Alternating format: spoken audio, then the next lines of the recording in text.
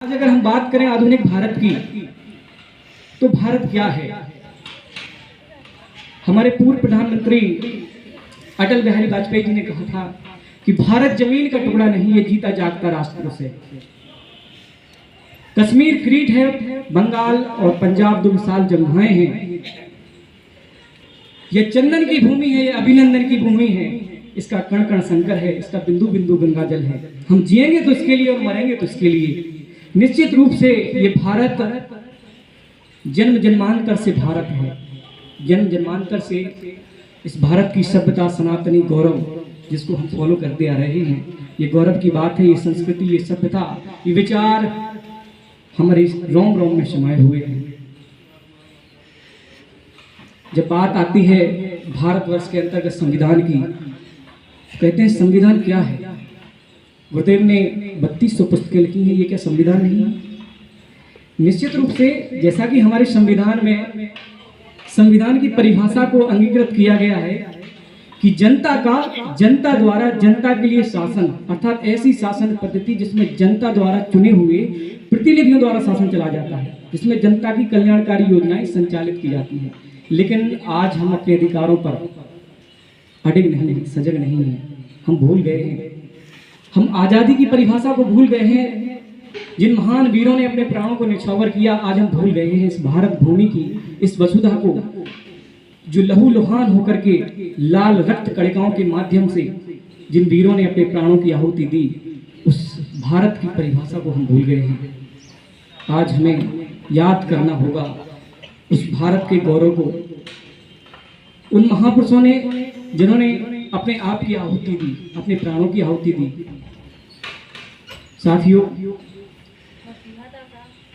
एक कविता है जो हमारे रोम रोम को अंगीकृत कर देती है कि हे भारत के राम जगो मैं तुम्हें जगाने आया हूं, हे भारत के राम जगो मैं तुम्हें जगाने आया हूं। निश्चित रूप से आज हमें जागने का विषय है। मैं घर घर में इंकलाब की आग लगाने आया हूं, हे भारत के राम जगो मैं तुम्हें जगाने आया हूं। कविताएं काफी हैं, लेकिन निश्चित रूप से कहीं ना कहीं ये विषय है आज हमें अपने आप को जगाने का। हम बात करें युवा की, तो युवा कौन है? कहते हैं युवा वो जिसका मस्तिष्क ठंडा, रक्त गर्म, हृदय कोमल और पुरुषार्थ प्रखर है। युवा वो जो बाधाओं को चीर कर अपना मार्ग बनाता है। युवा वो जो परिस्थितियों का दास नहीं, उसका निर्माता, उसका नियंत्रण करता और स्वामी है। युवा वो जिसका तन मन से तेज है। युवा वो जो भूतकाल को भूलकर वर्तमान का सदुपयोग करता है, भविष्य के सपने बुनता है। युवा यानी साहस, युवा यानी संघर्ष, युवा यानी धैर्य, युवा यानी वीर्य, युवा यानी जोश, युवा यानी जुनून, युवा यानी हिम्मत, युवा यानी लगन। निश्चित रूप से अगर हम युवा हैं, युवा होने का गौरव अगर हमें प्राप्त हुआ है, तो अपने आप को जानना होगा, अपने आप को पहचानना होगा। अगर हम 15 अगस्त 26 जनवरी पर केवल भारत माता की जय बोल करके देश की सेवा को समझते हैं कि हम देश की सेवा कर रहे हैं, तो निश्चित रूप से हम कहीं ना कहीं देश के स्वाभिमान के साथ खिलवाड़ कर रहे हैं। भारत का गौरव, भारत की संस्कृति इस युवा में समाई हुई है। युवा का अगर हम उल्टा कर दें तो वायु होता है। वायु अर्थात पवन जो तीव्र वेग से चल रही है। हमारे अंदर इतनी प्रखरता है, इतना जोश है कि हम जहां पैर रख दें वहां पानी निकल आए, जहां निकल पड़े वहां क्रांति खड़ी हो जाए। आज जरूरत है रिवॉल्यूशन की, जैसा कि भाई साहब बता रहे थे, ट्रांसफॉर्मेशन की। ट्रांसफॉर्मेशन कहीं भी हो, चाहे हमारे विचारों में हो, वो क्रांति खड़ी कर देते हैं। साथियों, विवेकानंद लिखते हैं कि क्या तुम्हें खेद होता है, क्या तुम्हें इस बात का खेद होता है कि आज अनेकों हजारों हमारे वंशज पशुवत हो गए, जो कभी ऋषि मुनियों की संतानें कहलाते थे? क्या हमें दर्द होता है जब कहीं चौराहे पर हमारी बेटी के साथ में छेड़छाड़ की जाती है? कभी दर्द होता है हमें? हमारी बुद्धि में कराह उठती है क्या? हमारी बुद्धि, हमारी चेतना में कोई अंतर आता है क्या? अगर आता है, अगर ऐसी खींच हमारे, ऐसी टीस हमारे रक्त कणिकाओं में अगर निकल करके आती है, तो निश्चित रूप से हम भारत के युवा हैं।